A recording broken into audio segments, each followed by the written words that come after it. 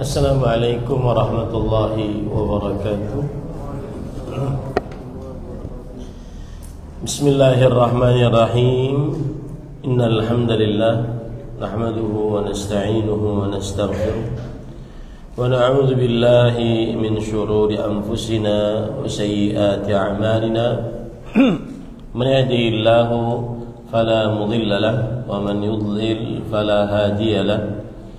وأشهد أن لا إله إلا الله وحده لا شريك له وأشهد أن محمدا عبده ورسوله يا أيها الذين آمنوا اتقوا الله حق تقاته ولا تموتن إلا وأنتم مسلمون يا أيها الناس اتقوا ربكم الذي خلقكم من نفس واحدة وخلق منها زوجها وبث منهما رجالا كثيرا ونساء واتقوا الله الذي تساءلون به والأرحام إن الله كان عليكم رقيبا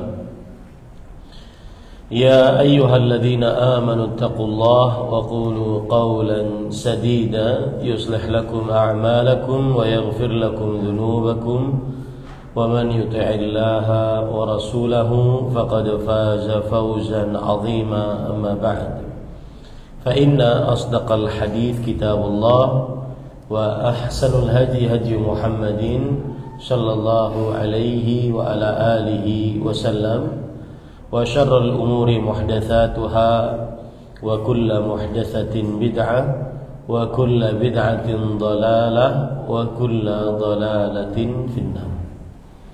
Alhamdulillah, kita bersyukur pada Allah Subhanahu wa taala pada hari ini, hari Sabtu pagi 8 Zulhijjah 1445 Hijriah bertepatan dengan 15 Juni 2024. Kita dimudahkan oleh Allah Subhanahu wa taala untuk duduk bersama mengkaji kembali sebuah kitab kecil yang berjudul Ashru Rakaiz fi Tarbiyatil Abna, 10 pilar atau prinsip dalam mendidik anak, yang ditulis oleh Fadilat Syekh Profesor Dr. Abdul Razak bin Abdul Muhsin Al-Badr hafizahullah ta'ala. Salawat dan salam semoga selalu Allah berikan kepada Nabi kita Muhammad sallallahu alaihi wa ala alihi wasallam, pada keluarga beliau, para sahabat, serta orang-orang yang mengikuti beliau sampai hari kiamat kelak. Dengan nama-nama Allah yang husna dan sifat-sifatnya yang mulia, kita berdoa, Allahumma inna nas'aluka ilman nafi'an wa rizqan tayyiban wa amalan mutaqabbala, Allahumma amin.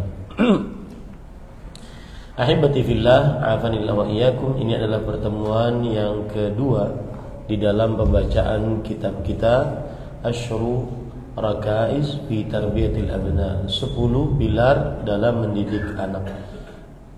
Dan pada pertemuan sebelumnya kita sudah membahas muqaddimah. Kemudian penulis berkata, amma ba'du. Amma ba'du adalah kata untuk memisahkan antara pembicaraan sebelumnya dan apa yang akan dibicarakan setelahnya. Fa inna min ahammil wajibat al-jasimati wal amanatil azimati allati yajibu 'ala al-'abdi an ya'taniya biha fi hadhihi al-hayat abna'a. Ini poin penting dari Syekh.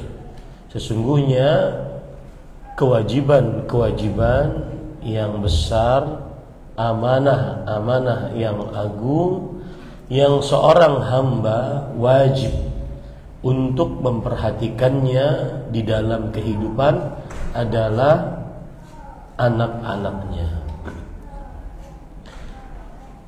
Ini menunjukkan bahwa Syekh ingin menyampaikan kepada kita bahwa anak-anak adalah kewajiban orang tua untuk menjaganya, mendidiknya, kemudian memberikan pengarahan kepadanya. Kemudian juga penulis ingin mengatakan kepada kita, anak-anak adalah amanah yang wajib kita tunaikan amanah tersebut. Amanah artinya titipan yang wajib kita jaga dan wajib kita laksanakan pada amanah tersebut. Sebagaimana yang sudah kita sebut di dalam pendahuluan, bahwa anak adalah amanah. Dan amanah yang ada pada anak yaitu anak tersebut di atas tauhid. Rasulullah sallallahu alaihi wasallam bersabda, "Kullu mauludin yuladu 'alal fitrah."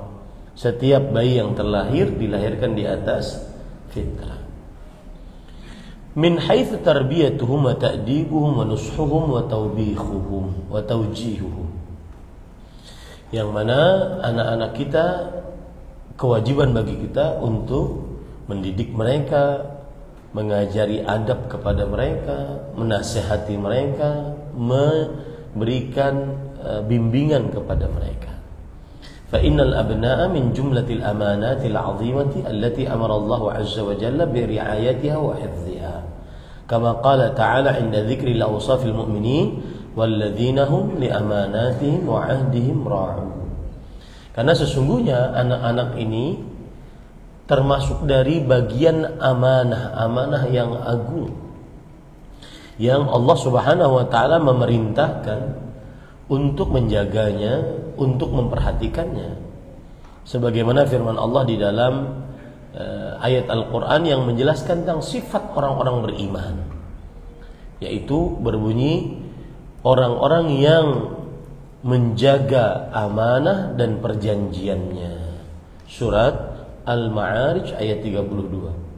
Tanda orang-orang yang beriman adalah orang-orang yang menjaga amanah dan perjanjian. Nah, di sini terlihat bagaimana mendidik anak, mengajari anak, menasihati anak, membimbing anak, memberikan penyuluhan kepada anak, itu adalah sebuah kewajiban bagi orang tua. Kalau ditanya kenapa wajib? Karena dia termasuk amanah yang Allah Subhanahu wa taala wajibkan untuk kita menjaganya. Ya, dia termasuk amanah yang Allah Subhanahu wa taala wajibkan untuk kita menjaganya. Dan menjaga amanah adalah sifat orang-orang beriman. Nah, wa qala 'azza wa jalla, ya ayyuhalladzina amanu la takhunu Allah war rasul wa takhunu amanatikum wa antum ta'lamun wa'lamu annama amwalukum wa auladukum fitnah wa anna Allah 'indahu ajrun 'azim. Yang artinya, dan Allah Subhanahu wa taala berfirman, wahai orang-orang yang beriman, janganlah kalian mengkhianati Allah dan Rasul-Nya, dan mengkhianati amanah-amanah kalian dalam keadaan kalian menyadarinya. Ketahuilah, sesungguhnya harta anak kalian adalah ujian, dan Allah Subhanahu wa taala di sisinya pahala yang besar. Lihat, ayat ini memberikan pelajaran kepada kita bahwa kita diharamkan untuk berkhianat di dalam amanah. Dan termasuk amanah adalah mendidik anak, menjaga anak agar di atas tauhid, mengajari anak ilmu-ilmu keislaman, adab-adab keislaman. Ya. Nah, ini para ikhwan dirahmati oleh Allah Subhanahu wa taala. Jadi harus dicatat baik-baik bahwa mendidik anak adalah kewajiban. Kenapa? Karena dia adalah amanah yang dititipkan oleh Allah Subhanahu wa taala. Dan seorang mukmin tidak boleh dia berkhianat terhadap amanah yang dititipkan. Dengan cara, kalau dalam perihal mendidik anak, dengan cara dia tidak dididik di atas ajaran Islam. Nah, dan para ikhwan dirahmati oleh Allah Subhanahu wa taala, pelajaran juga dari ayat tadi, surat Al-Anfal ayat 27 tadi, yaitu bahwa anak adalah ujian bagi orang tua. Anak adalah ujian bagi orang tua. Jangan sampai orang tua gara-gara anak akhirnya berkhianat. Maka pantas orang tua yang tidak becus mendidik anaknya, tidak becus menasihati anaknya, tidak becus menjaga anaknya, tidak becus mengajari anaknya adab-adab keislaman, ini pantas orang tua ini disebut dengan orang tua pengkhianat. Orang tua pengkhianat. Ya. Kalau ada istilah anak durhaka, maka untuk orang tua apa? Pengkhianat. Siapa orang tua yang berkhianat? Yaitu orang tua yang tidak mendidik anaknya, tidak mengajari adab-adab kepada anaknya, tidak menasihati anaknya, tidak memberikan petunjuk kepada anaknya kepada jalan kebaikan. Ini orang tua pengkhianat. Ya, dicatat baik-baik, ada istilah anak durhaka, tapi juga ada istilah orang tua pengkhianat. Nah, kemudian penulis berkata, wallahu subhanahu wa ta'ala kama annahu wahaba al-aba hadhihi an-ni'mah al-'azimah wa qala lillahi mulku as-samawati wal ard yakhluqu ma yasha yahabu liman yasha'u inathan wa yahabu liman yasha'u adh-dhukura fa innahu qad i'tamanahum 'alayha wa awjaba 'alayhim huquqan wa wajibat wa ja'alaha imtihanan wa ikhtibaran lil aba. Ini perhatikan. Sebagaimana anak itu adalah anugerah yang besar dari Allah, maka anak itu adalah ujian.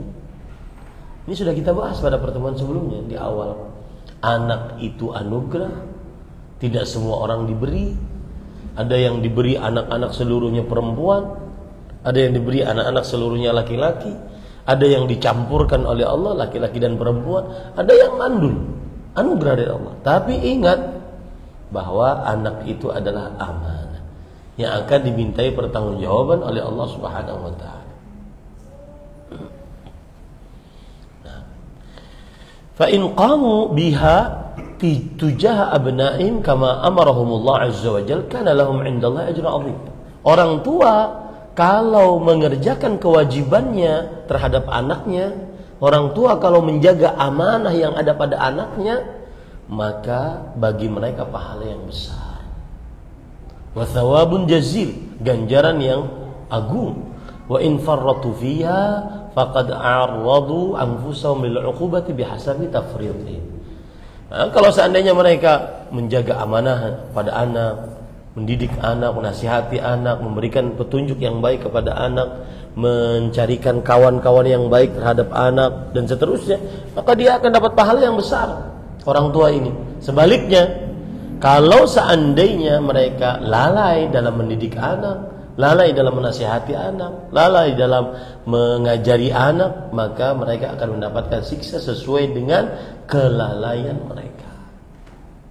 Sesuai dengan apa? Kelalaian mereka. Nah, ini makanya hati-hati para ikhwan yang dirahmati oleh Allah. Kan sudah kita bahas pada pertemuan sebelumnya bahwa anak itu bisa jadi apa? Bisa jadi musuh bagi orang tua.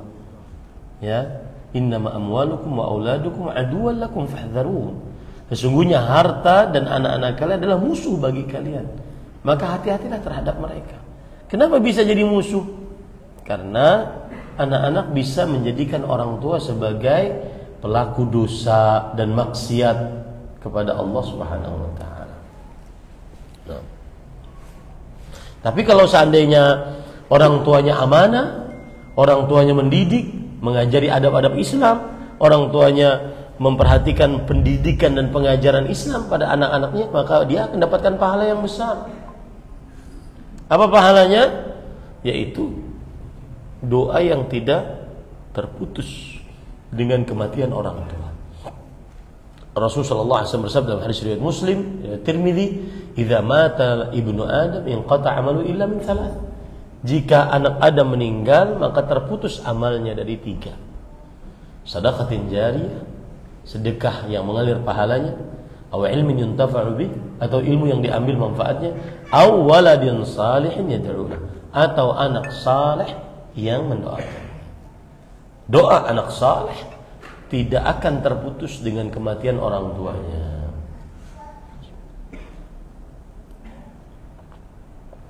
Nah, ini yang membuat semangat kita untuk mendidik anak, mengajari anak dengan didikan yang benar, ajaran yang benar.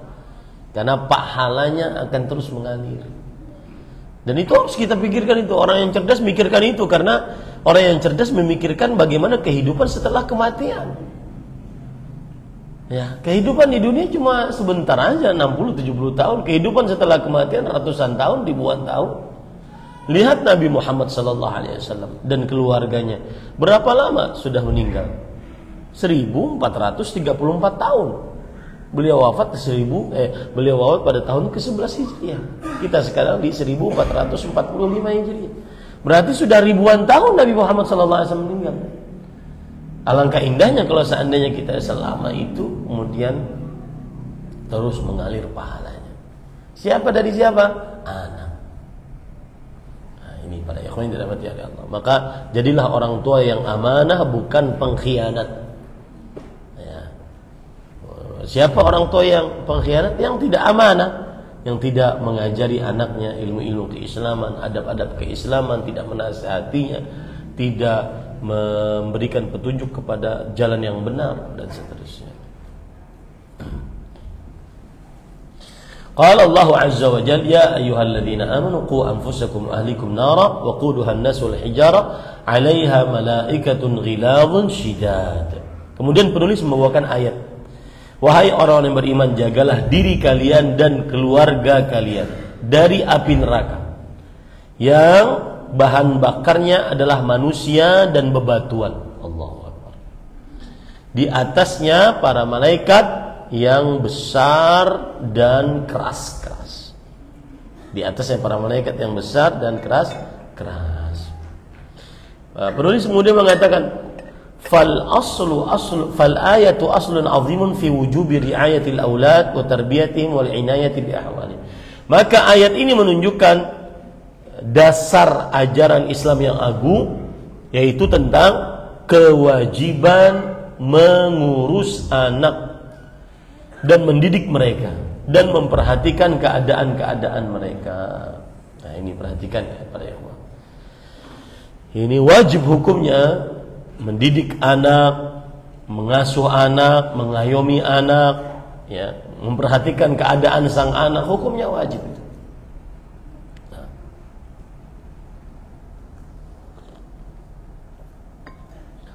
Kemudian penulis berkata, qala al-khalifah. Jadi maksud saya ingin menerapkan ke dalam berita-berita yang tersebar di media-media kita.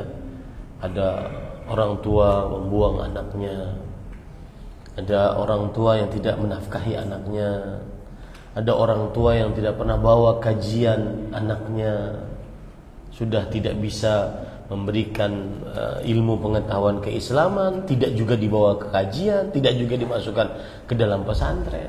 Nah, ini orang tua pengkhianat. Orang tua apa? Pengkhianat. Ya. Maka salah satu cara agar merayu anak untuk datang ke pengajian bersama-sama kita katakan, nah, ayo ikut pengajian, nak.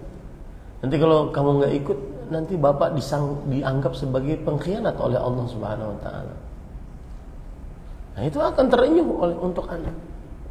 Dia akhirnya ingin memperjuangkan bapaknya, orang tuanya, ibunya, dan seterusnya.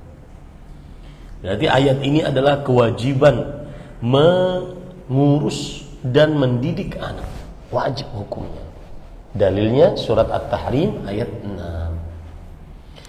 Qala al-Khalifatul Rashid Ali bin Abi Talib radhiyallahu anhu fi bayani hadhihi al-ayah 'allimuhum wa addibuhum. Berkata Al-Khalifah Rashid Amirul Mukminin Ali bin Abi Talib, Khalifah Rashid yang keempat. Beliau mengatakan tentang ayat ini, surah At-Tahrim ayat 6. 'Allimuhum wa addibuhum. Ajari mereka dan ajari adab kepada mereka, ajari ilmu kepada mereka, dan ajari adab kepada mereka. Itu salah satu kewajiban orang tua. Ya. Ada orang tua yang dia tidak mau capek ngurus anak. tidak mau, sulit ngurus anak. Akhirnya anaknya dibiarkan sehancur-hancurnya. Semangat membuat anak tapi tidak dididik, tidak diberikan ilmu pengajaran. Nah, ini termasuk daripada orang tua pengkhianat. Dan ingat, yang diperlukan oleh sang anak bukan hanya sekedar sandang pangan, pakaian yang dipakai, ya, entah itu rumah yang dipakai, kemudian mobil yang dipakai, motor yang dipakai, pakaian yang dipakai. Bukan itu saja yang harus disediakan oleh orang tua. Bukan hanya sandang pangan. Pangan artinya makanan, minuman. Tetapi yang paling utama adalah dia senantiasa di atas Islam. Wa sahhan Nabi anin Nabi sallallahu alaihi wasallam ta'kidu hadzal amr. Dan telah sahih dari Nabi Muhammad sallallahu alaihi wasallam penekanan akan hal ini. Yaitu penekanan bahwa wajibnya mendidik dan mengurus anak. Wa bayanu tahattumihi 'alal aba, dan kewajibannya tersebut yang paling utama atas bapak, kepala keluarga, ya, bapak-bapak ya. Ya, ini yang paling utama, paling bertanggung jawab atas anak. Ya. Fi qaulihi, di dalam sabda Rasul sallallahu alaihi wasallam, kullukum ra'in wa kullukum mas'ulun an ra'iyati. Yang artinya setiap dari kalian pemimpin dan setiap dari kalian adalah yang bertanya tentang apa yang dipimpinnya. Al-imamu ra'in wa huwa mas'ulun an ra'iyati. Seorang pemimpin kekuasaan adalah penanggung jawab pemimpin, dan dia adalah penanggung jawab atas rakyat yang dipimpinnya. War-rajulu ra'in fi ahli baitihi wa huwa mas'ulun anhum. Dan seorang lelaki adalah ra'in, yaitu pemimpin di tengah keluarganya, istri, anak-anaknya. Wa huwa mas'ulun anhum, dan ia bertanggung jawab atas anak-anak tersebut. Wal mar'atu ra'iyatun fi baiti zawjiha, dan istri pemimpin di rumah suaminya. Nah, ini maksudnya urusan rumah biarkan aja istri yang ngurus. Hordennya mau pinky-winky, mau ya, pintunya mau warna apa, biarkan aja. Karena dia yang ngurus rumah. Wa hiya mas'ulatun an ra'iyatiha, dan dia bertanggung jawab atas yang dipimpinnya, itu anak-anak dari suaminya. Wal khadimu ra'in fi mali sayyidihi wa huwa mas'ulun an ra'iyatihi. Pembantu adalah pemimpin di dalam harta tuannya, dan dia bertanggung jawab atas hartanya. Ala kullukum ra'in wa kullukum mas'ulun an ra'iyatihi. Setiap dari kalian adalah pemimpin dan setiap dari kalian adalah penanggung jawab atas yang dipimpinnya. Nah, ini menunjukkan sekali lagi bahwa orang tua adalah penanggung jawab atas anaknya. Penanggung jawab atas anak. Yang paling pertama akan ditanya oleh Allah Subhanahu wa taala orang tua sebelum anak. Orang tua sebelum anak. Nah, penulis kemudian mengatakan, faqauluhu sallallahu alaihi wasallam, ketika Rasulullah SAW bersabda, mas'ulun, bertanggung jawab, tadhkirun bi su'alillahi jalla wa ala lil 'abdi ala hadhihi al-amanat idza waqafa baina yadayhi yaumil qiyamah. Fa huwa mas'ul, dia adalah bertanggung jawab. Ini adalah peringatan akan pertanyaan Allah Subhanahu wa taala terhadap seorang hamba. Ya, tentang amanah-amanah ini, yaitu anak di antaranya, jika dia sudah berhadapan dengan Allah Subhanahu wa taala. Ya, ini para ikhwan.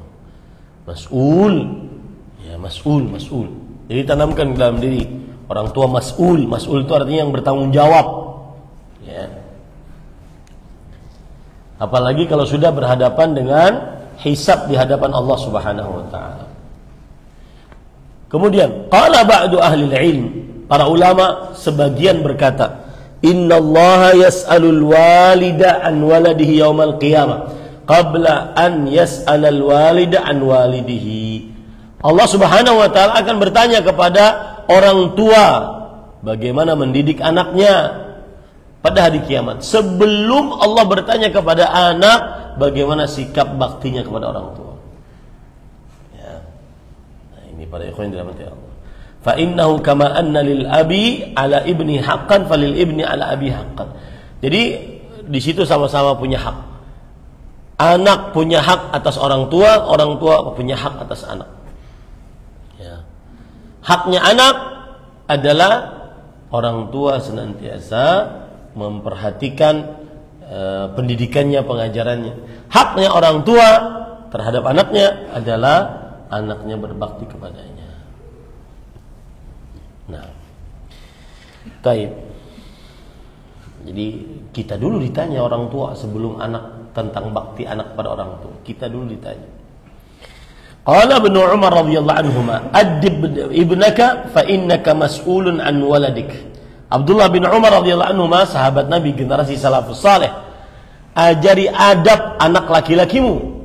Sesungguhnya ia akan ditanya tentang anak laki-laki.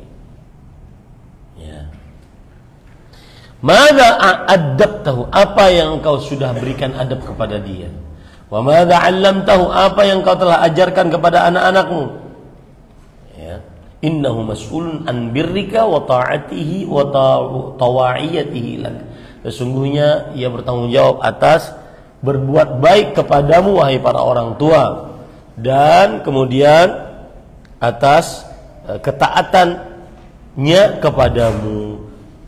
Ini para ikhwan, ini perkataan dari Abdullah bin Umar radhiyallahu anhuma yang menunjukkan bahwasanya orang tua akan ditanya oleh Allah sebelum anaknya ditanya oleh Allah Subhanahu wa taala. Nah, wa kama an awsallahu azza wa jalla al-abna'a bi birri abaihim wa wujubil ihsan ilaihim biqaulihi wa wassayna al-insana biwalidayhi husna faqad awsal aba bil abna' أيضا بتربيتهم وتأديبهم فقال تعالى يوصيكم الله في أولادكم فوصية الله للآباء بأولادهم سابقة على وصية الأولاد بآبائهم. Sebagaimana Allah Subhanahu wa taala memberikan wasiat kepada anak-anak agar berbakti kepada orang tua, berbuat baik kepada orang tua dengan firman-Nya surah Al-Ankabut ayat 8. Wawassainal insana biwalidayhi, dan kami wasiatkan untuk manusia untuk berbuat baik kepada kedua orang tua. Maka sebagaimana itu semua, faqad awsal aba bil abna aidan. Maka telah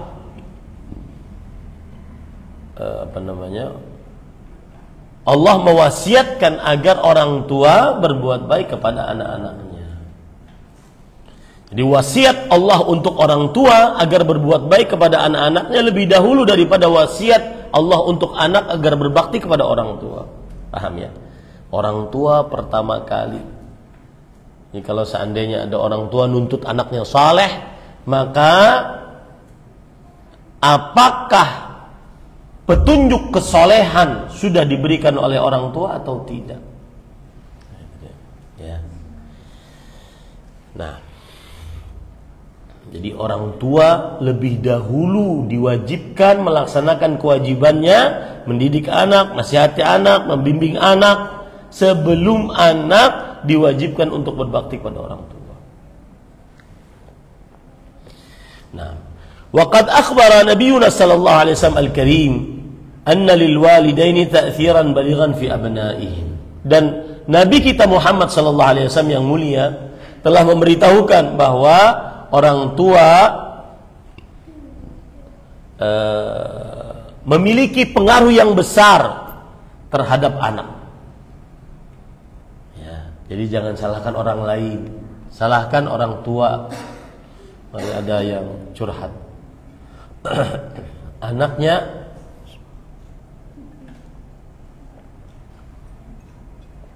setelah lulus pesantren bukan tambah saleh, tambah nakal. Maka mau tidak mau yang paling bertanggung jawab siapa? Orang tua. Meskipun anak tersebut nyantri di pesantren, tapi ketika sudah liburan atau lulusan, kemudian anak tersebut menyimpang dari jalan yang benar, yang paling disalahkan siapa? Pesantrennya atau anaknya? Atau orang tuanya? Orang tuanya.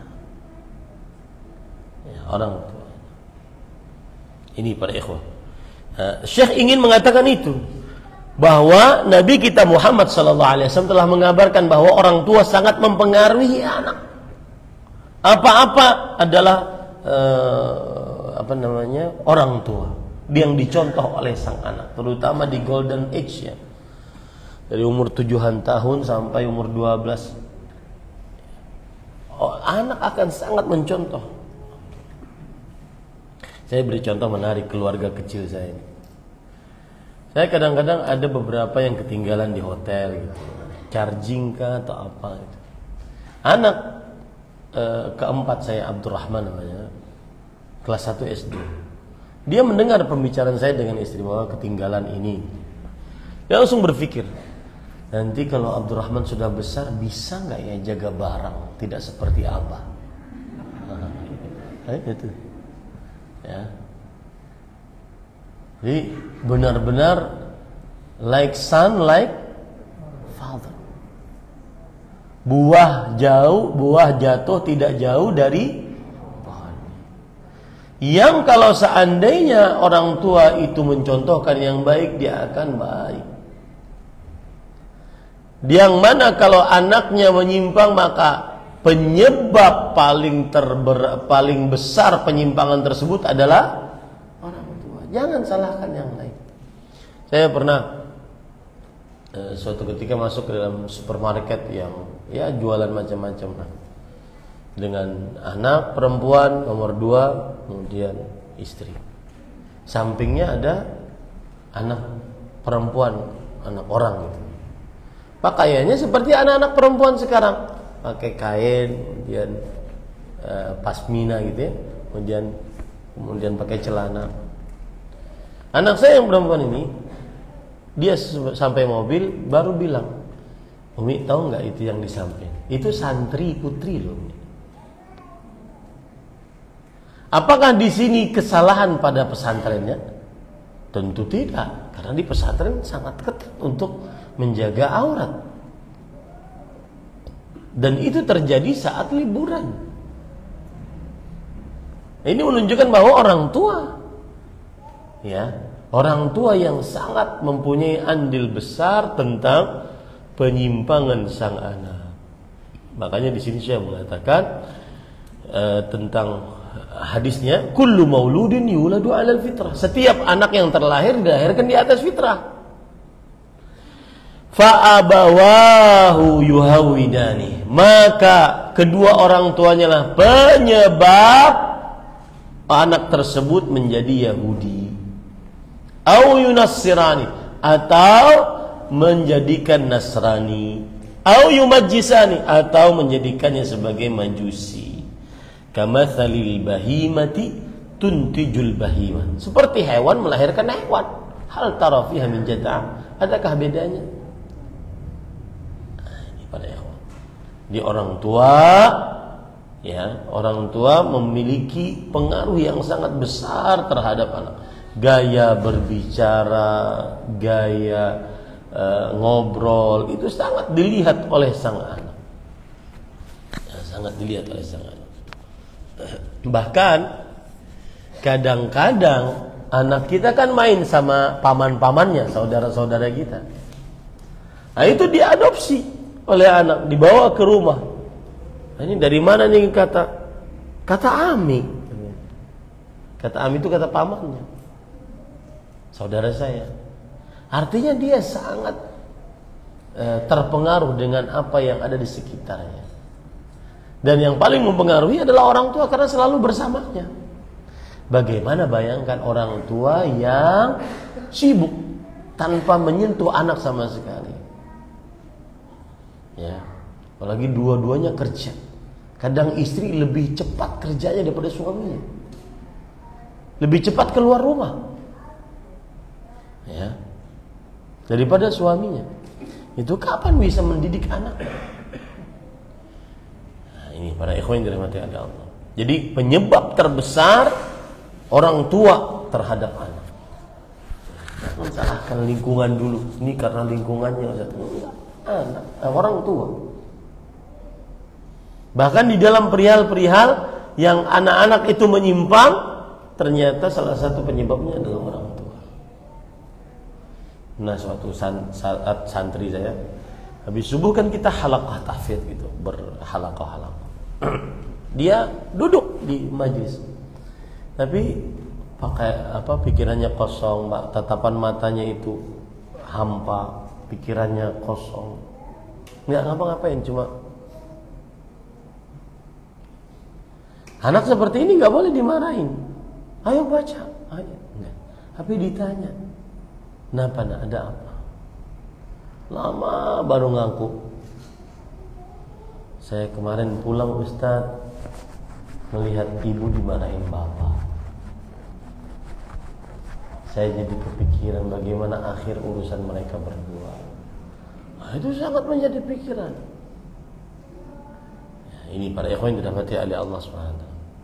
Jadi kadang-kadang kita tidak merasa bahwa kita sudah mendidik anak atau mengarahkan anak kepada keputusasaan, kepada iman turun gara-gara kelakuan kita sebagai orang tua. Dan para ulama mengatakan fa abawahu, maka kedua orang tuanya lah yang menjadikan dia Yahudi, Nasrani atau Majusi. Fa di sini fa us-sababiyah. Fa sebab, maka penyebab utamanya adalah orang tua.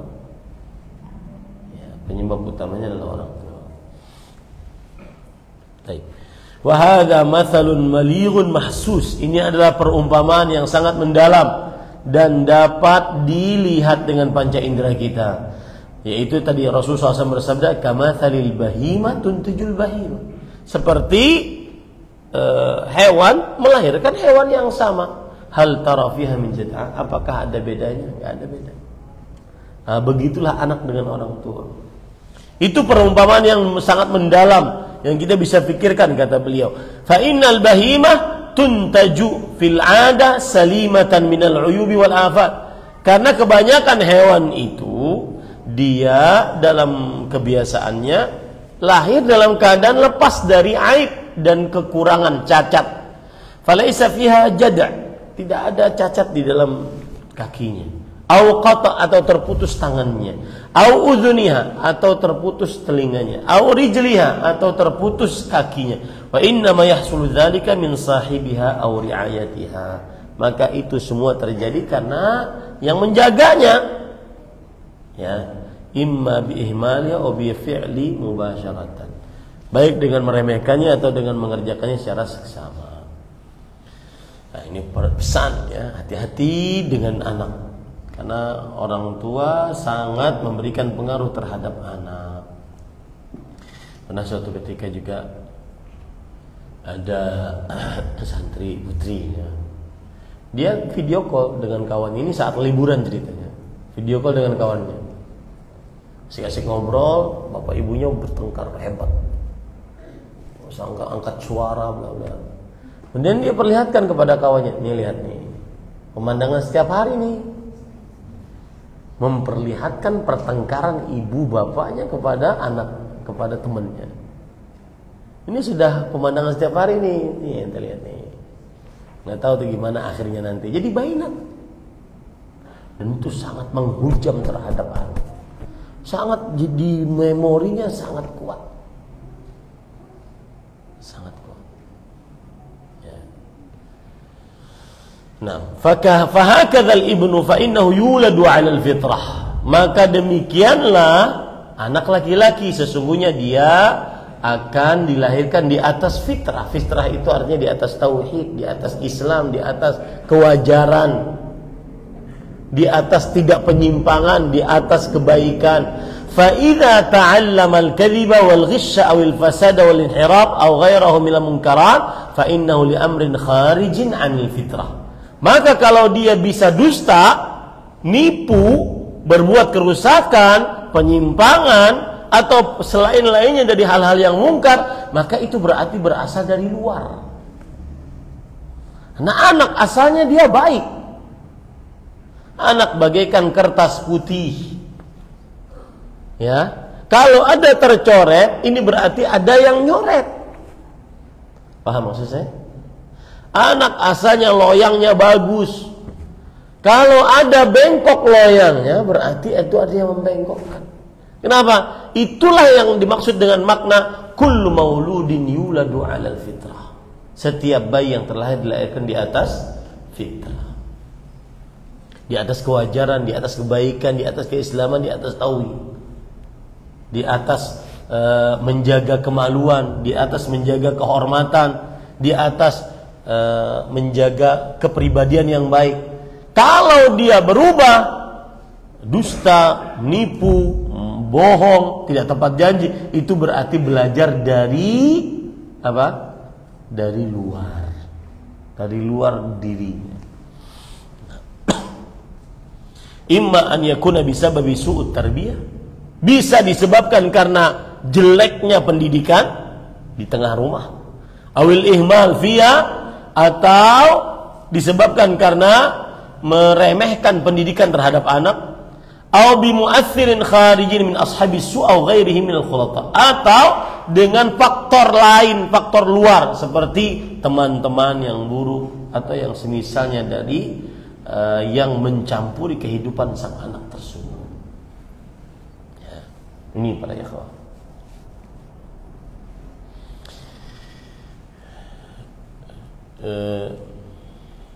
Ada perumpamaan yang pernah disebutkan Syekh Abdul Razak, menarik.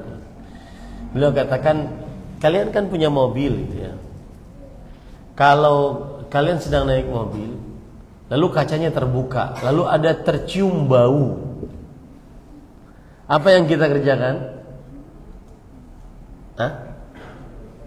Kita tutup kaca mobil agar tidak masuk bau busuk tadi. Maka begitulah perumpamaan ketika seseorang orang tua mendidik anaknya, penuh dengan sikap kehati-hatian, tidak memberikan apa yang sampai merubah fitrahnya. Ya, ini para ikhwan yang dirahmati oleh Allah Subhanahu wa taala. Maka apalagi di zaman sekarang, sebagian orang tua merusak anaknya bukan dengan teman yang datang dari luar. Temannya ada di dalam dia, kemudian bersama dia selalu, bahkan tidur dengannya. Apa itu? Gadget, HP. Tidur dengannya, ambil sampai ketiduran. Bahkan itu dilakukan oleh sebagian orang yang sudah dewasa, orang tuanya begitu. Tidur sambil melihat yang haram. Kemarin itu dibahas oleh Syekh Abdul Razak, dan sepertinya beliau lagi getol-getolnya membahas masalah HP ini. Dan saya belum lihat ada ulama yang kontemporer sekarang ini yang getol memperingatkan tentang HP. Pertama beliau mengatakan tentang HP bahwasanya alangkah indahnya kalau kehidupan kita dengan Al-Quran sebagaimana kehidupan kita dengan HP. Ya, matanya terus ke HP kan? Nah, coba itu ganti dengan Quran. Wah, subhanallah. Itu satu, saya pernah dengar. Kemudian yang kedua, kata beliau,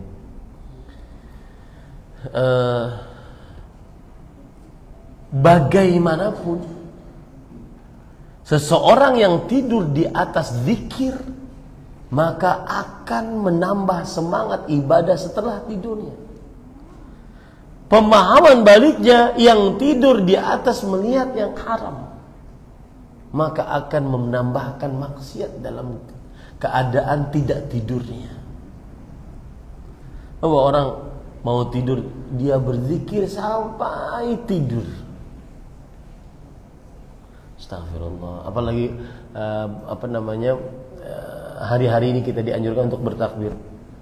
Allahu Akbar, Allahu Akbar, la ilaha illallah, Allahu Akbar, Allahu Akbar, walillah, sampai tidur.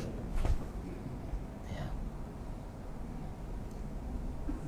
Maka itu ketika bangun akan semangat beribadah, penuh berkah kehidupannya. Beda dengan ya sampai tidur dengan cara yang haram. Nah, ini para ikhwan yang dirahmati oleh Allah Subhanahu wa taala. Kadang-kadang orang tua tidak sanggup untuk menolak permintaan anak. Saya jujur saja baru anak keluar SMP dari pesantren.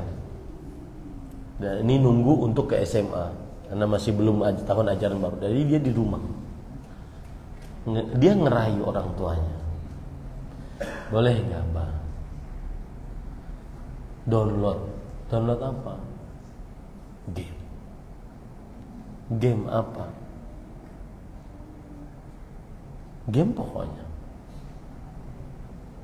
Dan saya tahu, karena kan baca beberapa berita, yang disukai oleh anak ada beberapa game yang mungkin Bapak harus juga tahu, silahkan baca ya Pak ya. Karena di situ dia berkreasi, di situ dia bisa, dan itu berbahaya bagi sang anak. Dan saya tidak bisa menyebutkan di sini. Nanti yang tahu jadi tahu. Jadi nyoba-nyoba nanti. Terutama anak-anak. Yang nggak tahu jadi tahu. Maka para ikhwan yang dirahmati oleh Allah SWT harus kita rayu, jelaskan pelan-pelan, tanpa harus marah-marah. Enggak boleh. Enggak. Dia perlu, kenapa jadi tidak boleh? Sampai dia paham. Akhirnya dia menjauhi sendiri tanpa kita harus melarang dia, karena dia paham itu berbahaya, buruk. Disitulah diperlukan untuk keseriusan dalam mendidik anak. Serius Pak, harus serius dalam mendidik anak. Nggak boleh, karena itu harta investasi kita. Harus serius, investasi kita. Setelah kita mati, kita berharap dia mengalirkan pahala untuk kita. Investasi terbesar adalah anak soleh. Investasi orang tua terbesar adalah anak soleh. Dan makanya harus serius. Serius bagaimana dia sholatnya, serius bagaimana akhlaknya, serius bagaimana baca Qur'annya, hafal Qur'annya. Serius, harus serius. Ditangani dengan jangan asal-asalan. Sebagian orang tua kadang-kadang asal-asalan dalam perihal anak. Apa itu? Contoh misalkan asal-asalan dalam pendidikan anak. Hanya menyediakan sandang dia pikir mendidik anak itu, mengurus anak itu apa perlu nak? Sandang. Apa yang kau mau makan minum nak? Pangan. Dikira sudah selesai, enggak. Bagaimana sholatnya, bagaimana akhlaknya, bagaimana apalagi kalau perempuan lebih harus serius lagi. Karena itu disebutkan oleh Rasulullah SAW, man ubtuliya bihadhil banat fa ahsana ilaihinna kunna lahu hijaban minan nar. Siapa yang diuji oleh Allah dengan anak-anak perempuan ini, lalu orang tua ini berbuat baik kepada anak-anak perempuan tersebut, ya, maka anak-anak perempuan tersebut menjadi benteng, pintu penghalang orang tuanya dari masuk ke dalam nerakanya Allah Subhanahu wa taala. Ini harus serius Pak dalam mendidik anak. Harus ada target, kemudian harus menyelami kehidupan dia di pesantren misalkan, ataupun kebiasaan dia apa saja ini yang belum dia bisa. Baca Qur'annya bagaimana, sholatnya bagaimana. Harus serius dalam mendidik anak. Tidak boleh asal-asalan. Jadi sekali lagi kembali kepada Syekh mengatakan bahwa anak itu di atas fitrah. Kalau dia berubah, menyimpang, berarti ada perkara luar, entah temannya, entah apa yang dia lihat, apa yang dia. Dan saya tadi ingin menuju suatu titik bahwa kalau satu teman saja bisa menghancurkan anak, bagaimana kalau seandainya temannya banyak di dalam HP itu, yang dia lihat banyak, yang dia dengar banyak. Apalagi kalau sudah download game-gamenya online. Ya, kalau lagi main game online itu kan bisa ngomong satu dengan yang lainnya tuh. Seperti orang nelfon bisa ngomong. Dan itu omongannya kasar kalau. Menjerit, Ya. Ini saya waktu itu ada santri. Sebentar. Tahan. Min aina ta'lamta hadha? Dari mana kamu ini dapat? Nahnu fil ma'had la yajuz hadha batta. Ini enggak boleh di pesantren. Kamu dapat dari mana? Ketahuinya dari itu. Dari nonton orang main game. Ngomongnya kasar-kasar. Mengeluarkan sumpah serapah. Binatang-binatang buas keluar. Dan penyimpangan ini hampir dianggap biasa oleh sebagian tatanan masyarakat. Ya, publik figur ngomong anjing babi biasa, dan itu di podcast, di media sosial, didengar orang. Ini salah satu hal yang sangat meresahkan bagi kita orang tua. Ya, makanya saya katakan Pak, harus serius mendidik anak. Seriusnya bukan hanya bekerja untuk dapat uang kemudian bisa beli sandang pangan, enggak Pak. Tapi pendidikan dan pengajarannya lebih utama. Ya. Kadang sebagian orang tua menyediakan bagi anaknya sandang pangan yang mewah, tapi tidak mendidikan anaknya didikan Islam, ajaran Islam. Seperti Umar bin Abdul Aziz, ketika beliau beliau meninggalkan anak 11. Punya harta yang akan diwariskan sekitar 11 juga. 11 dinar. 1 dinar 4,25 gram emas. Dia punya anak 11, punya harta yang dia ingin tinggalkan 11. Dari 11 tersebut 3 dinar untuk kain kafannya.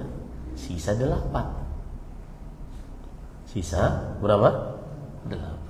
Dibagi 11. Dari 8 ini bayar hutang lagi.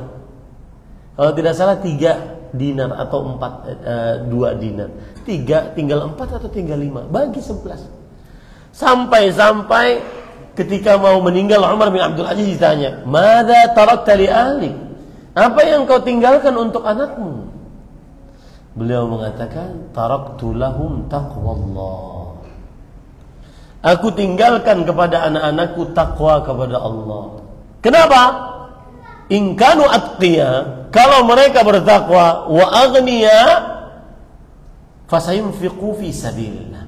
Kalau mereka bertakwa dan mereka kaya atas takdir Allah, maka mereka akan berjihad di jalan Allah dengan hartanya. Wa in kanu atqiya fuqara, kalau seandainya mereka bertakwa tapi miskin, lan yudai Allah Subhanahu wa ta'ala, maka Allah tidak akan menyia-nyiakan orang yang bertakwa. Ya, itu fikih. Jujur Pak, di zaman sekarang harus lebih effort untuk mendidik anak, harus lebih kuat lagi. Ya. Terutama yang tidak masuk ke pesantren Pak. Ya, anak-anak pesantren saja tidak bisa dijamin. Keluar dari pesantren malah bonceng perempuan, masuk ke dalam kelab-kelab malam, dan seterusnya. Gak ada jaminan Pak. Karena tadi amrun khariji, perkara dari luar itu sangat dahsyat. Apalagi yang dia lihat. Ya. Saya sedih kadang-kadang anak-anak kecil seperti ini, misalkan umur 2 tahun, 3 tahun, 4 tahun. Ya. Sudah dikalungi HP. Betul kan? Kalungi HP kadang-kadang. Dan itu dianggap gaya gitu bagi sebagian orang tua. Dianggap saya sanggup, anak terjamin. Tapi tidak dididikkan dengan pendidikan yang benar. Ini saya dari tadi ngomong ini agar menjadi contoh bahwa anak itu asalnya bersih, putih. Kalau ada hitamnya berarti itu dari luar. Dan penyebab utamanya siapa? Orang tua. Ya, jangan salahkan lembaga pendidikannya, jangan salahkan. Wali ahamiyat hadhil amanah wa 'idhamiha adhkur huna 10 rakaiza tu'addu min ahammil usus allati yanbaghi ala kullin min alwalidain an yu'nu biha liyatahaqqaq lahuma hadzal matalib an-nabil wal maqsadil jalil wat taufiq bi yadillahi wahdahu la syarikalah. Karena pentingnya amanah ini, agungnya amanah ini, saya akan menyebutkan 10 pilar yang dilihat sebagai pondasi dasar seharusnya atas setiap orang tua untuk memperhatikannya agar benar-benar mendapatkan tujuan yang mulia, maksud yang agung, dan semua petunjuk dari Allah Subhanahu wa taala tiada sekutu baginya. Wa nas'aluhu bimanni wa karamihi an yahfaza abna'ana ajma'in. Dan kami memohon kepada Engkau dengan nikmat-Mu dan karunia-Mu, hendaknya Engkau ya Allah menjaga anak-anak kita seluruhnya. Bima yahfazu bihi ibadahus salihin, sebagaimana Engkau menjaga hamba-hambanya yang saleh. Wa an yatawallahum bitaufiq, semoga Allah memberikan taufik kepada anak-anak kita. Wa an yarzuqahumus salah wal afiyah, semoga Allah memberikan rezeki kesalehan dan keafiahan. Wassalamata minal fitan, dan selamat dari godaan-godaan. Innahu sami'un mujib, sesungguhnya beliau maha mendengar dan maha menjawab. Kalau saya waktu mendengar Syekh Abdul Razak tadi mengatakan bahwa ada anak yang tidur sambil lihat HP, mungkin saat tidurnya melihat yang haram-haram, saya jadi berpikir, dari mana Syekh tahu ya? Nah, artinya apa? Mungkin ada keluarganya yang seperti itu, mungkin ada, sehingga tersampaikan di dalam pengajian. Artinya sekelas beliau saja harus benar-benar super perhatian, apalagi kita. Jadi Pak, pesan saya untuk diri pribadi dan keluarga dan Bapak Ibu saudara, harus serius dalam mendidik anak. Serius. Sudah diproyeksikan nih, umur 3 tahun selesai Iqra ya, kita coba ya gitu. Anak ini sepertinya bisa nih. Obrol sama istri, supporting system kita kata orang sekarang. Teman kerja kita. Usahakan ya, 3 tahun selesai ini Iqra, 4 tahun selesai baca Quran, 5 tahun mengulangi lagi baca Quran agar lancar, umur 6 sudah mulai menghafal. Harus benar-benar dirapikan. Kalau sudah masuk pesantren ditanya, kelihatannya si fulan ini anak kita kurang bahasa Arabnya, nahwunya atau sorabnya, nanti belajar sama kita. Nanti kita kursuskan lagi. Harus serius banget. Tidak boleh asal-asalan. Sebagian orang tua masukkan anaknya ke pesantren, alhamdulillah, ya, terbebas tugas. Nggak benar, nggak bisa begitu. Makanya saya dengan wali-wali santri saya katakan bahwa kita ini Bapak Ibu sistemnya adalah kerjasama.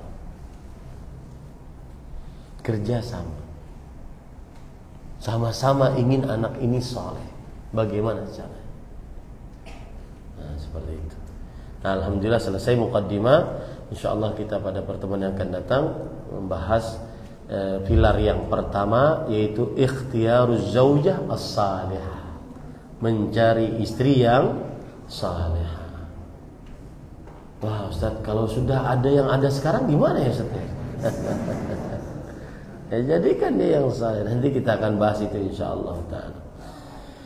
Baik, silakan jika ada yang ditanyakan.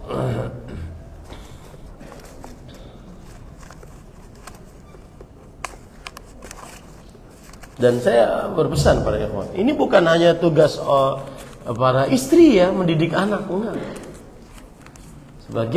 Sebagian suami kadang-kadang merasa tugasnya sudah selesai, saya sudah capek, panas, hujan saya dapatkan untuk bisa dapat memberikan sandang pangan kepada kalian. Masa saya harus ngajar? Iya, harus juga. Masa saya harus ikut mendidik juga? Nah, sebagian suami ketika sampai ke rumah langsung pegang HP. Kenapa? Karena dia pikir bahwasanya anak-anak dia ini urusannya siapa? Istri. Ini nggak benar. Lah bagaimana kalau istrinya ikut kerja? Bagaimana kalau istrinya kecanduan jualan online?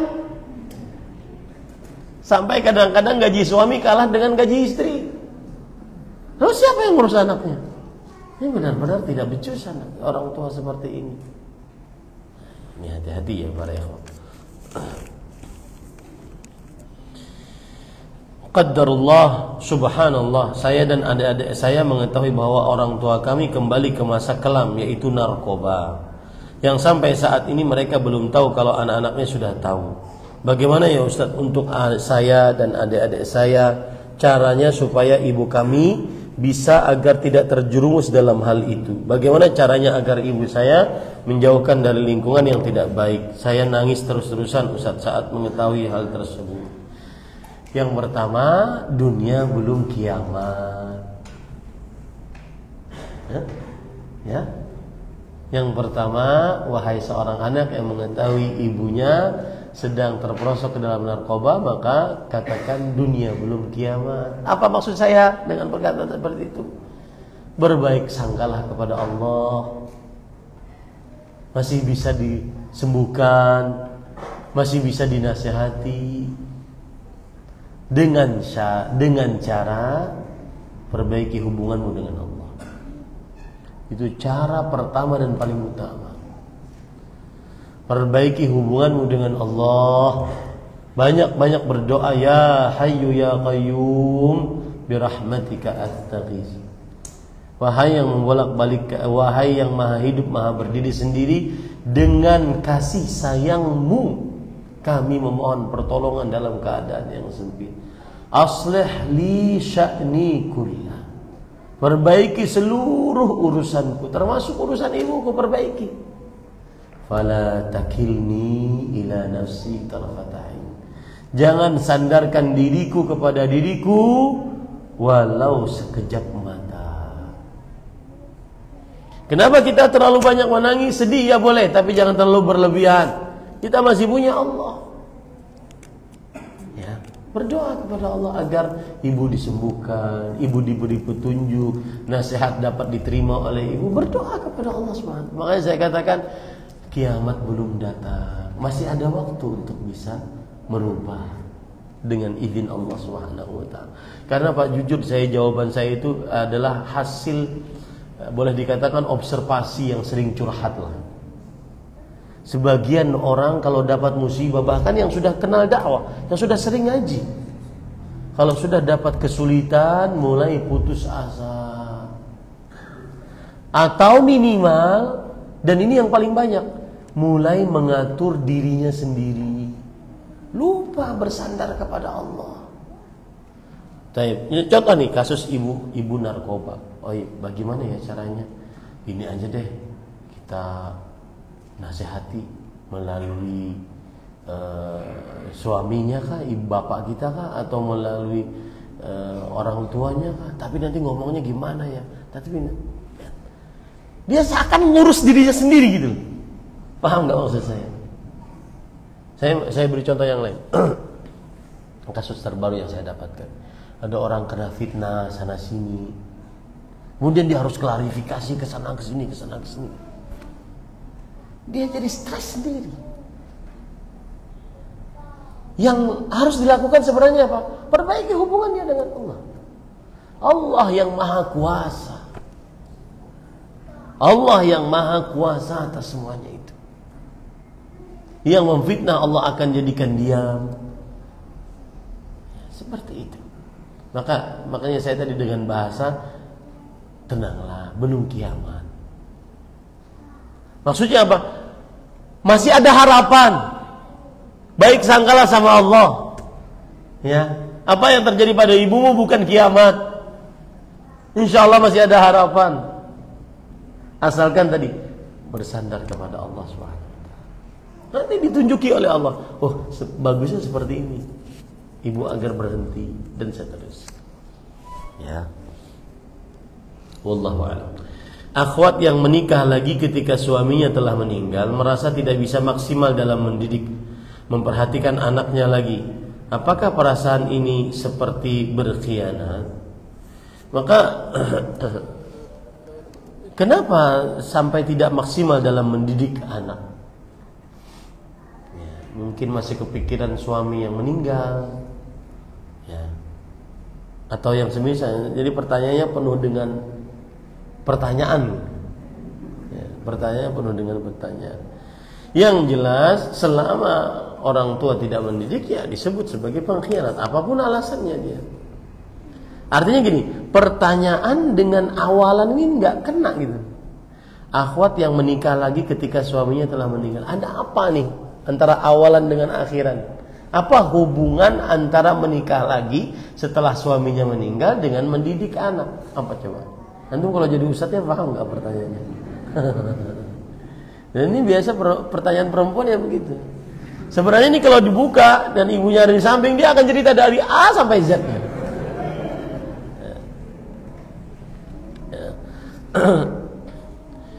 Mohon arahannya dalam mendidik adab pada anak-anak usia dini, terkhusus dalam adab berbicara. Usia dini yang dimaksud berapa dulu? Kalau seandainya usia dini yang sudah bisa memahami apa yang kita bicarakan, seperti anak 3 tahun, sedikit-sedikit bisa memahami, 4 tahun, maka ajari agar tidak mengatakan perkataan-perkataan yang kasar. Kemudian kalau meminta, diajari dengan ajaran-ajaran yang santun, seperti mohon maaf, bolehkah diberikan ini. Kalau seandainya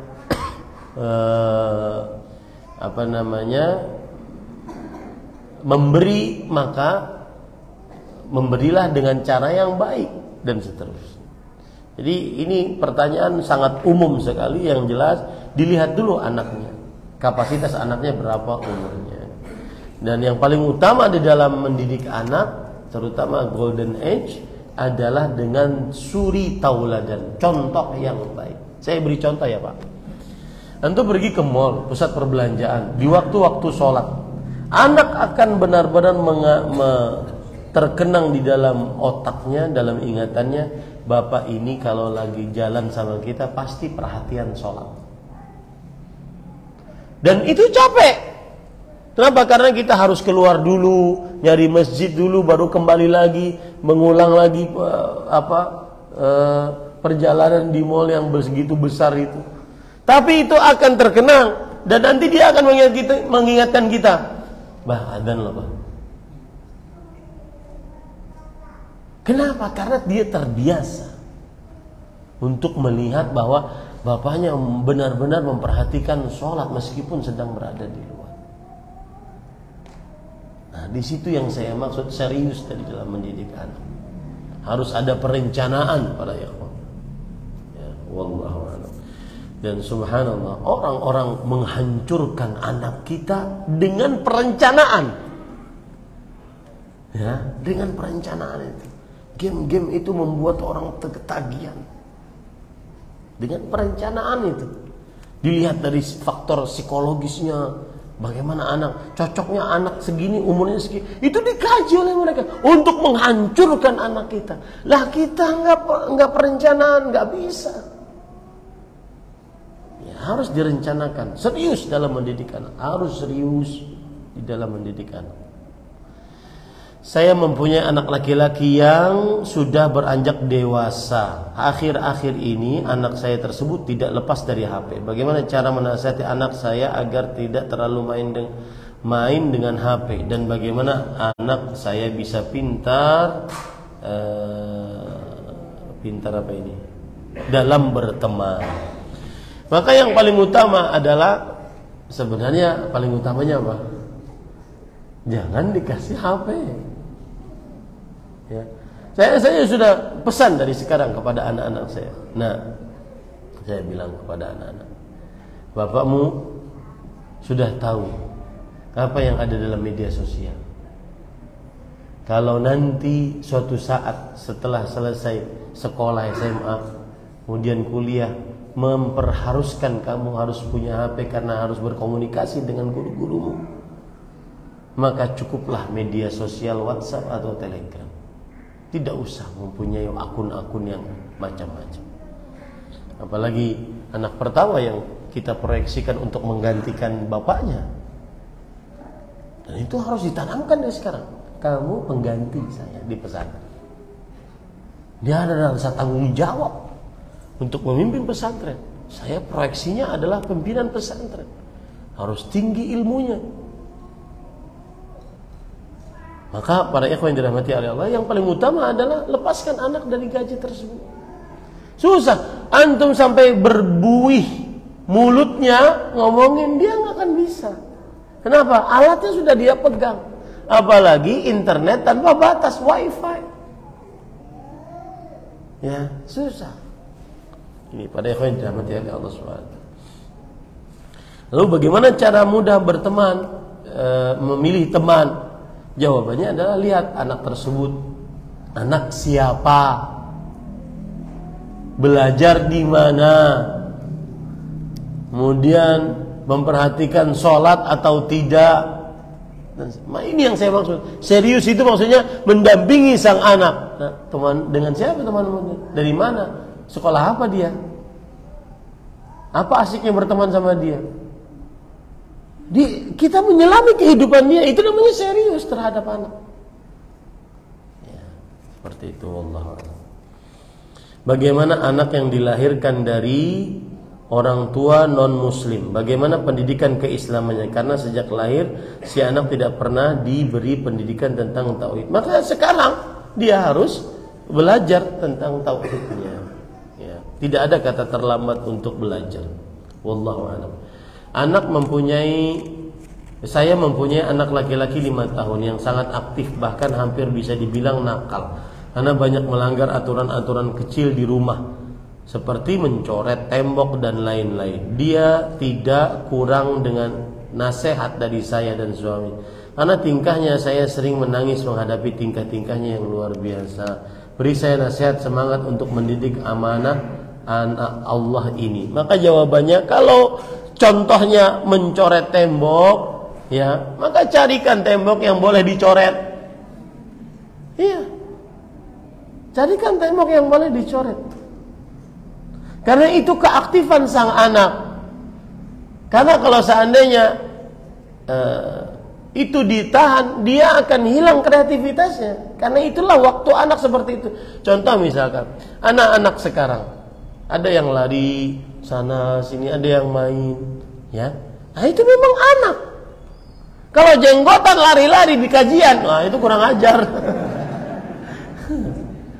Iya, saya sering katakan seperti itu.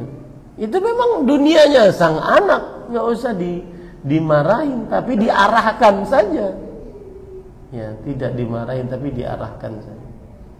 Jangan dikasih peraturan yang membuat dia kreativitasnya berkurang. Ya, wallahu a'lam. Apa hukum orang Nasrani yang menyumbangkan hewan kurban? Apa pahalanya diterima? Nggak ada pahala diterima. Ya, yang kafir tidak diterima amal ibadahnya, bahkan tidak sah amalnya. Ya, mungkin pertanyaan yang lebih relate adalah, itu boleh disembelih nggak hewannya? Maka jawabannya boleh. Sembelih, yang menyembelihnya seorang muslim, ya, dengan tata cara penyembelihan Islam. Tapi ini hadiah dari yang orang kafir, nggak apa-apa, sembelih aja. Ya. Tapi kalau dia, pertanyaannya apakah pahalanya diterima? Aslan dia nggak sah amalnya, bagaimana mau berpahala? Ya, dia harus memiliki iman dulu baru boleh beramal saleh. Wallahu man 'amila salihan min dzakarin aw untha wa huwa mu'min. Barang siapa yang beramal saleh, laki-laki dan perempuan, dalam keadaan dia beriman. Syarat mutlak diterimanya amal saleh adalah iman. Allah. Ketika membasuh muka berwudu, apa harus membaca doa lagi selain di awal membaca bismillah? Tidak ada, sependek pengetahuan saya, doa khusus di setiap anggota wudu. Belum ada dalil sependek pengetahuan saya. Ya. Wallahu a'lam. Bagaimana cara menasihati anak remaja saat ini apabila ibunya menasihati anak-anak? Mereka kurang patuh, namun apabila ayahnya yang bicara, anak-anak langsung mengerjakan dan takut. Maka jawabannya yang seperti itu, ya, biarkan saja. Ibu lebih kepada mengayomi. Jangan ambil tugas bapak. Ibu lebih kepada apa? Mengayomi sang anak. Tugas bapak memerintah, ayo sholat. langsung tuh anak lo. Ya, jangan ngambil tugas sang anak. Kalau ibu cara menyuruh sholat bagaimana? Masuk dia ke kamar, kemudian, nah sholat nak. Kenapa nggak sholat nak? Jadi ngobrol. Kalau bapak, Assalamualaikum, sholat. Iya pak, iya pak. Dan jangan juga ditakut-takuti dengan bapak. Oh, kalau nggak sholat panggil bapak lo. Wallah. Saya tidak mempunyai anak. Apakah doa-doa atau nasihat saya kepada keponakan yang sudah yatim piatu sama dengan doa orang tua kepada anaknya? Maka jawabannya ya sama. Maksudnya sama itu dikabulkan oleh Allah Subhanahu wa taala. Cuma orang tua penanya yang tidak punya anak kemudian dia mengurus anak yatim dari keponakannya ini luar biasa. Rasulullah SAW mengatakan, ana wa kafirul yatimi kahataini fil jannah. Aku dengan orang yang mengurus anak yatim seperti ini dekatnya nanti pada hari kiamat. Berbahagialah pada Allah Subhanahu wa taala. Bagaimana jika lingkungan rumah banyak anak yang berkata kasar sehingga anak terbawa? Ini jawaban ekstrimnya antum tahu apa? Pindah. Nggak bisa. Susah. Jangan ngomong yang kotor semuanya, ini anak saya. Gimana? Susah. Nanti sama anak-anak yang lain bacot loh. Susah ya. Jawaban ekstrimnya pindah itu. Allah. Bagaimana membagi waktu dalam mendidik anak perempuan dan laki-laki? Apakah ada penerapan yang berbeda atau sama saja Ustaz? Sebenarnya secara umum sama saja. Tetapi kan anak perempuan biasanya ada waktu haid. Waktu haid itu dia perasaannya tidak nyaman, maka isi dengan sesuatu yang membuat dia nyaman, yang bermanfaat.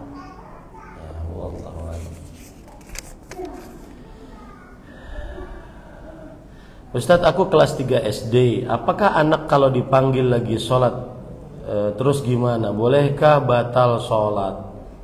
Maksudnya mungkin kalau dipanggil sedang dia sholat gitu ya, noleh enggak gitu?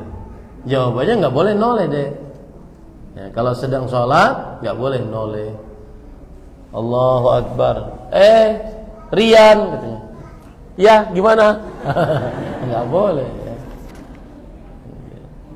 Bolehkah membatalkan sholat? Nggak boleh membatalkan sholat kecuali dalam keadaan sangat darurat. Allah berfirman, la tubtilu a'malakum. Janganlah kalian membatalkan salat kalian.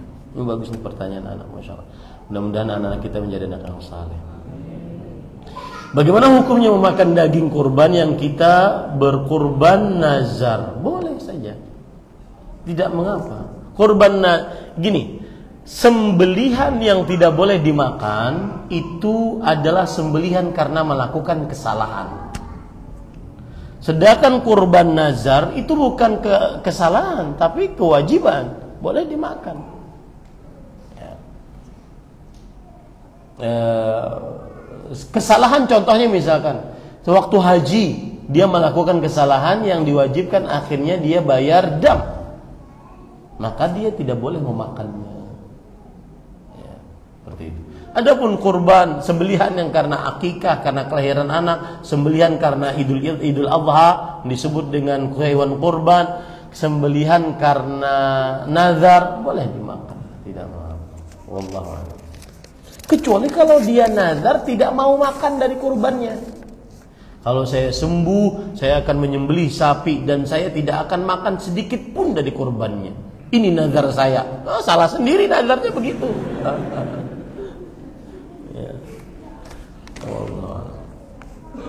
Saya orang tua yang baru belajar adab Islam. Saya berusaha mendidik ketiga anak saya dengan upaya salah satu masukkan anak ke sekolah kurikulum Islam atau madrasah.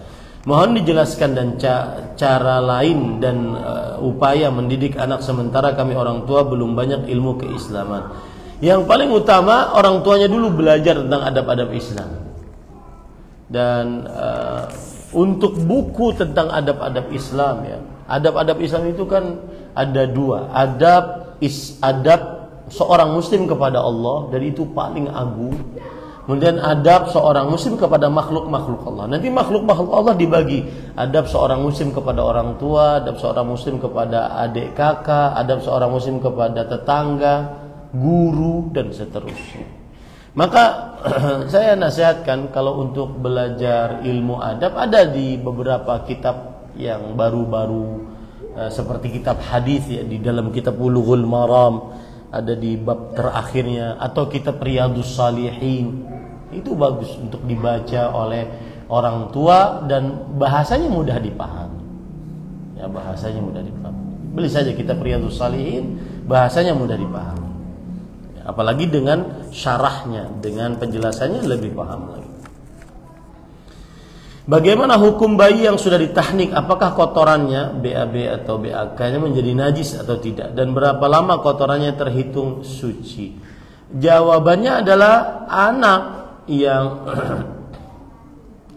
belum makan sesuatu apapun, maka itu kalau kencing ya, dia hanya dipercikkan air. Tapi kalau sudah makan sesuatu maka harus disiram, dibasuh. Ya, seperti itu. Jadi dua-duanya tetap najis, dua-duanya tetap najis. Mau ditahnik sebelumnya atau tidak ditahnik sebelumnya. Wallahu a'lam. Apakah boleh tidak mentahnik bayi karena belum mengerti cara mentahnik? Mentahnik ini hukumnya sebagian ulama mengatakan itu khusus untuk Nabi Muhammad SAW. Karena kan mentahnik itu Nabi Muhammad SAW makan kurma, kemudian kurma yang sudah dikunyah dimasukkan oleh Nabi ke dalam mulutnya. Tujuan dari mentahnik, air liur Nabi masuk ke dalam mulut orang tersebut, ya, mulut bayi tersebut. Nah, itu pendapat sebagian ulama. Artinya hukum tahnik ini tidak ada urusannya dengan bayi, nggak ada. Tetapi hukum tahnik ini urusannya dengan air liur Rasulullah Sallallahu Alaihi Wasallam. Tetapi pendapat yang lebih kuat adalah tahnik dilakukan pada bayi yang sudah lahir. Ya, mau itu karena terhadap bayi dilakukan oleh orang soleh atau tidak. Tetapi tahnik secara umum adalah merupakan syariat Islam dan dianjurkan. Ya. Wallahu a'lam. Imam Nawawi berkata, ittafaqal ulama ala istihbab at-tahnikil maulud 'inda wiladati bitamam. Para ulama bersepakat dianjurkannya mentahnik anak yang baru lahir dengan tamar. Ya. Jadi bukan karena tadi air liur Nabi mencari berkah dari air liur Nabi, bukan, tapi karena memang dia adalah pensyariatan dalam agama Islam. Allahu a'lam. Bolehkah kita berkurban buat kita untuk orang tua yang sudah meninggal dan keluarga kita? Berkurban atas orang yang sudah meninggal ada 3 macam. Yang pertama, orang yang sudah mau meninggal bernazar kepada anaknya. Dia bilang, kalau saya meninggal itu di dalam laci ada uang, dan belikan dari uang tersebut hewan kurban, kemudian kurbankan atas nama saya. Kemudian beliau meninggal, lalu dibelikan hewan kurban, maka ini boleh. Karena itu wasiat, bukan nazar, afwan. Wasiat boleh. Yang kedua, yang juga diperbolehkan berkurban atas nama orang meninggal, yaitu dengan cara seseorang yang masih hidup membeli hewan kurban, entah onta, sapi, kambing, atau ikut sepertujuh onta.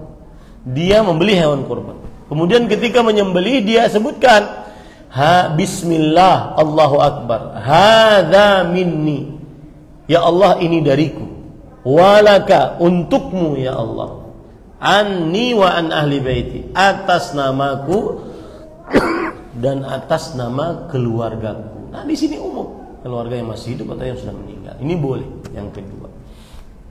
Yang ketiga, saya yang masih hidup membelikan seekor kambing, unta atau sapi, atau ikut sepertujuh sapi, kemudian saya atas namakan ibu saya yang sudah meninggal. Nah, ini belum nyunnah, belum ada di zaman Rasul sallallahu alaihi wasallam.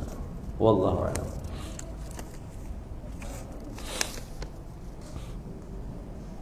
Bagaimana jika ada orang tua pengkhianat tapi mempunyai anak-anak yang soleh? Tapi sebaliknya ada juga orang tua soleh mempunyai anak yang durhaka. Maksudnya, mungkinkah itu terjadi? Iya, bisa. Seperti siapa? Nabi Ibrahim. Bapaknya dedengkot kekufuran. Seperti siapa? Nabi Nuh. Anaknya kufur dan seterusnya. Iya, bisa saja, tapi itu kan istisnaat gitu. Itu kan sebuah pengecualian. Yang mana pada dasarnya anak yang saleh hasil dari didikan orang tua yang saleh. Allah berfirman, "Dzurriyyatan ba'dhuha min ba'd." Keturunan akan mengikuti pokok keturunannya. Ya, wallahu a'lam.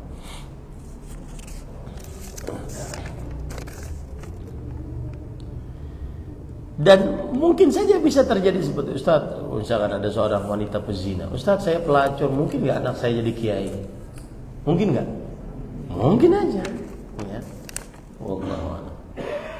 Bagaimana dengan anak yang masih membangkang, sedangkan kami sudah menyelokahkan di tempat sekolah sunnah? Sekolah bukan jaminan, hanya sebab. Maka pada saat itu banyak-banyak berdoa kepada Allah agar ilmunya diamalkan. Dan ini juga menjadi pemasukan bagi para pemilik sekolah dan lembaga pendidikan, pesantren, boarding school, Islam, dan seterusnya, bahwa yang paling utama, salah satu yang paling utama adalah mendidik, bukan mengajar. Ngajar itu maksud saya di kelas ya. Ngajarin ilmu, ngajarin nahwu, shorof, dan seterusnya di kelas. Mendidik adalah didik mereka di atas tauhid. Mendidik takut kepada Allah. Takut kepada Allah. Ini harus diajarkan. Saya diceritakan dulu ada seorang ustadz namanya Ustadz Ja'far Umar Talib rahimahullah. Dia mendidik anaknya agar muraqabah, merasa diawasi oleh Allah dengan cara bagaimana? Ini lagi kalau ujian, dia berkata kepada soal sudah dibagikan, pertanyaan sudah dibagikan, lembar jawaban sudah dibagikan. Beliau berkata kepada anak-anak santrinya, "Ya tullab, atrukukum ma'allah." Wahai para santri, sudah silahkan jawab. Saya akan tinggalkan kalian bersama dengan Allah. Wah, itu udah tuh, nggak bisa ngapa-ngapain. Numbuhkan ilmu, numbuhkan muraqabah. Sebagian lembaga pendidikan sekarang hanya mengajari ilmu, dididik iman masih kurang. Maka yang paling utama adalah orang tuanya mendidikkan kepada anaknya agar tidak membangkang. Apakah termasuk orang tua pengkhianat bila melimpahkan pengasuhan dan pendidikan anak terhadap neneknya, di mana orang tua tersebut seorang janda dan banting tulang mencari nafkah untuk kebutuhan dan pendidikan anak? Sebelum saya jawab, saya kasih solusi dulu. Wahai para jandaisme, menikahlah. Ini banyak nih kumbang-kumbang yang siap menafkahimu. Ya, nikah cepat segera. Ya, agar ada yang menafkahimu, sehingga bisa mengurus anak, sehingga kita tidak durhaka kepada ibu kita. Lihat, nenek itu bukan waktunya sekarang dia mengurus anak. Waktunya sudah lewat. Makanya kadang-kadang ada sebagian anak yang dididik oleh neneknya, maka anaknya menjadi manja. Karena kenapa? Karena di fase umur nenek itu bukan mendidik anak, tetapi menyayangi. Akhirnya anak-anak mengerjakan, nggak apa-apa, Nduk, kerjakan aja, Nduk, nggak apa-apa. Karena dia bukan fase sedang. Dan kita, tidakkah cukup ibu kita itu yang sekarang statusnya sebagai nenek mengurus kita, lalu setelah ada cucu yang disuruh ngurus lagi? Maka kalau tadi katanya single parent, maka saya katakan jadikan double parent. Ya, segera ini banyak nih ya pemangsa janda.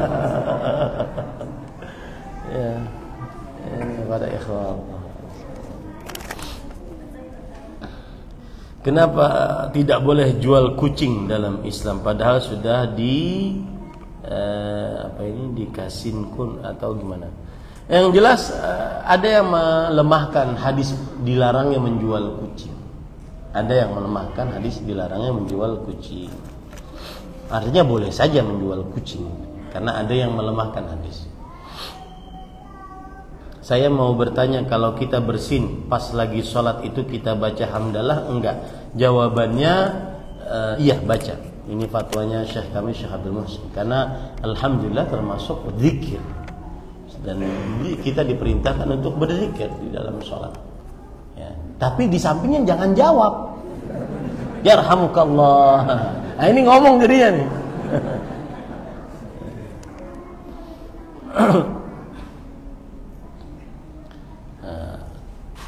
Bersin ya, alhamdulillah. Yang jawab belakang, yarhamukallah.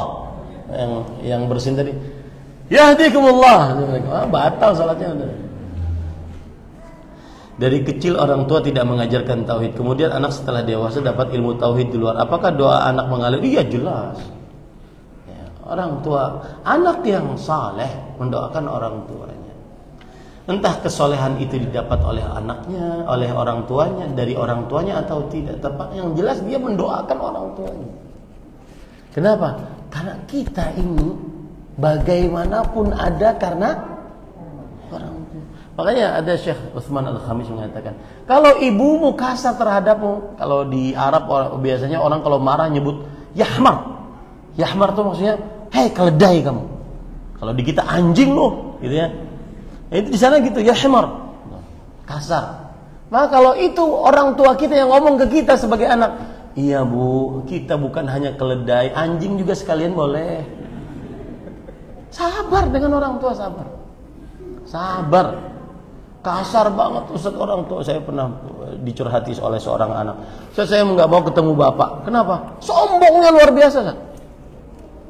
Sabar ya akhi. Ente nggak ada, hidungmu tuh nggak ada kecuali dengan adanya bapak.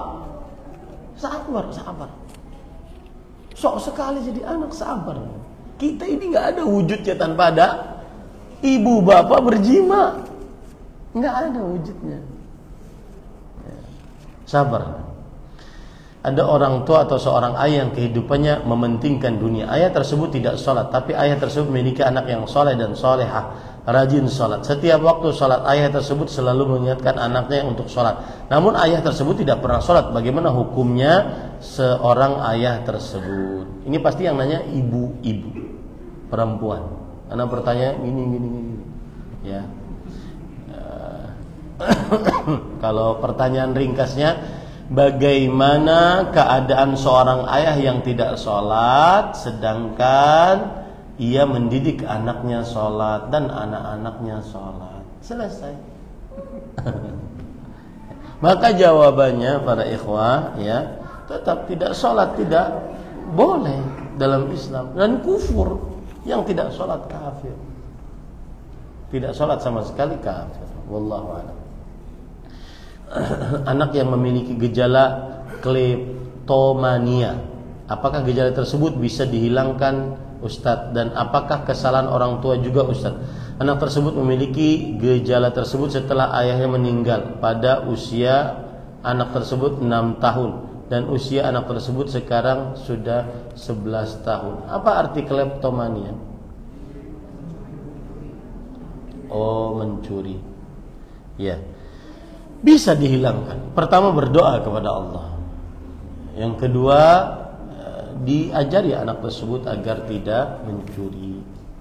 Ya, wallahu a'lam. Mengubah nama yang diberikan orang tua kandung.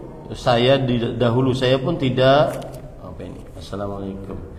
Saya mau menanyakan perihal nama saya dan status agama Islam saya. Saya adalah anak adopsi dari WNA. Orang tua angkat saya memberitahu saya bahwa saya anak angkat pada saat saya baru akan menikah. Yang saya tanyakan nama saya adalah Kris.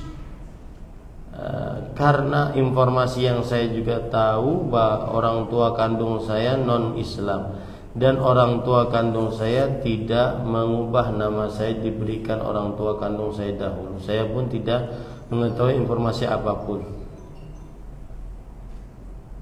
Maka jawabannya tidak mengapa bernama Kris ya, karena tidak selalu Kris menunjukkan kepada Yesus, tidak mengapa. Ya, tidak mengapa. Tidak harus dirubah. Tapi kalau ingin merubah dengan tidak menyulitkan diri boleh saja. Ya. Wallahu a'lam. Ini yang bisa disampaikan. Sallallahu Nabi Muhammad. Subhanakallah bihamdik. Asyhadu an la ilaha illa anta astaghfiruka wa atubu ilaik. Wassalamualaikum warahmatullahi wabarakatuh.